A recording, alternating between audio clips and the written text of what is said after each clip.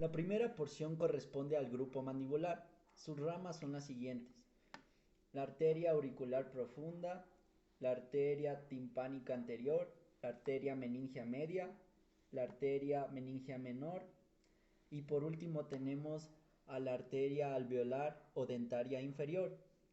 Esta última da lugar a la arteria amiloidea que irriga a todo el piso bucal. Esta termina como arteria mentoniana al salir por debajo del agujero mentoniano, que irrigará el mentón y por el labio inferior. Todas estas arterias están en el grupo de las ascendentes, excepto una, excepto la arteria alveolar inferior, ya que esta es descendente. La arteria auricular profunda, esta nace en común con la arteria timpánica anterior.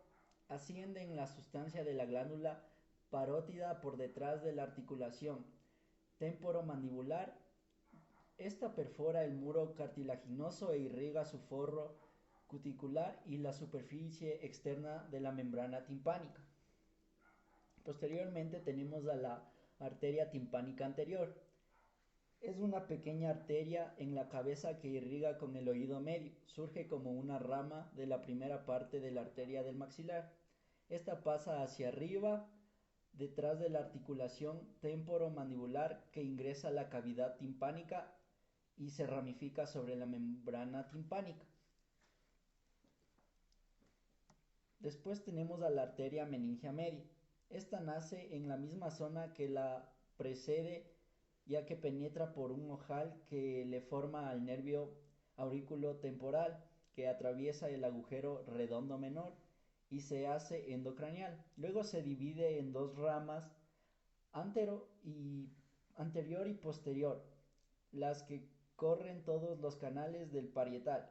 En su recorrido emite ramitas colaterales para el ganglio de Gasser, los temporales, orbitarios y las petrosas. Después tenemos a la arteria meningia menor. Esta ayuda a la anterior en la irrigación meningia, por lo cual asciende hacia el agujero oval en su trayecto. Va dando ramitas por los músculos del velo del paladar y el pterigoideo. Yo voy a hablarles acerca de 4 arterias: la arteria temporal profunda media, la arteria temporal profunda anterior, la arteria massetera o masseterina y la arteria alveolar inferior o dentaria inferior. Vamos a comenzar con la arteria temporal profunda media. Esta arteria temporal profunda media nace por fuera del pterigoideo externo.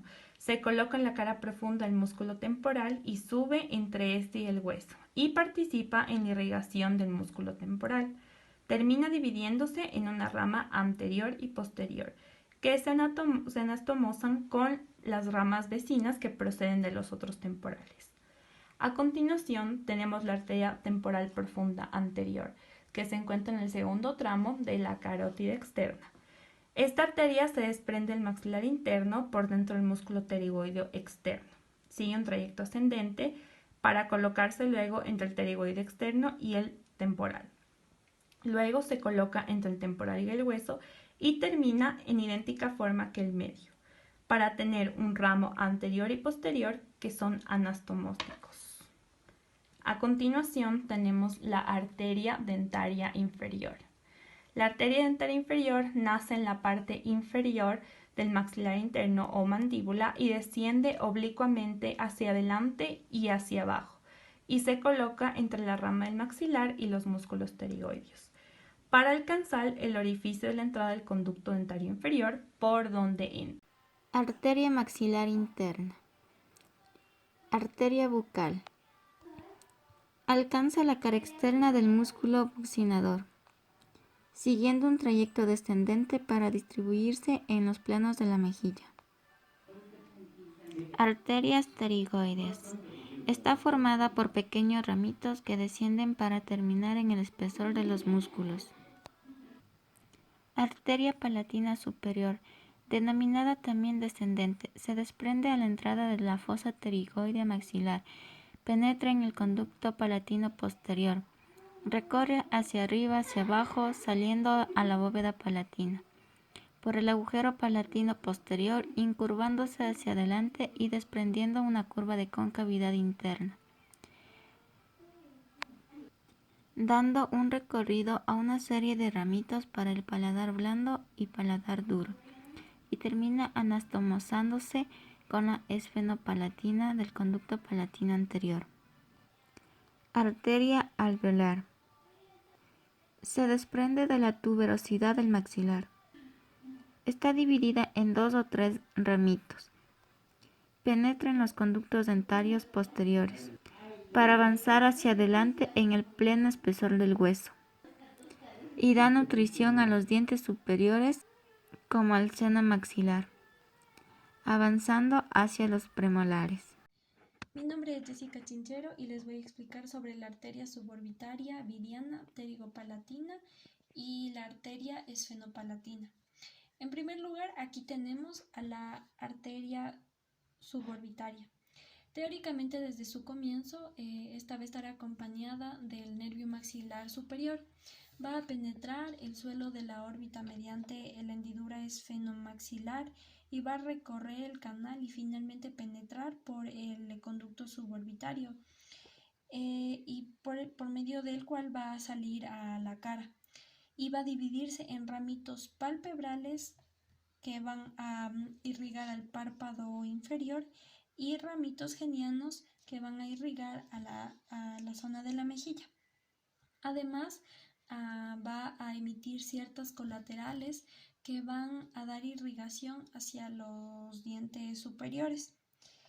Tenemos la arteria vidiana, que es una de las arterias posteriores. La arteria vidiana se encuentra aquí.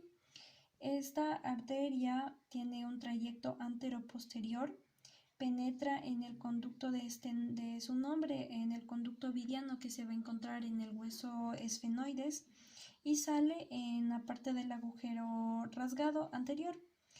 La arteria pterigopalatina que tenemos aquí es también considerada otra arteria posterior y va a seguir el conducto de su nombre, el conducto pterigopalatino, y se va a distribuir en la mucosa de la bóveda faríngea. Finalmente tenemos la arteria esfenopalatina, que es considerada la terminal de la arteria maxilar interna. La encontramos aquí. Esta va a tener un calibre menor a las demás debido a que ya anteriormente fue suministrando las demás colaterales. Va a atravesar el agujero esfenopalatino y va a llegar hacia las fosas nasales. Y aquí se va a dividir en 2 ramas, una interna o nasopalatina que va a recorrer el tabique y otra que va a ser externa y va a irrigar a los cornetes y a los meatos para distribuirse en toda la pared externa de las fosas nasales.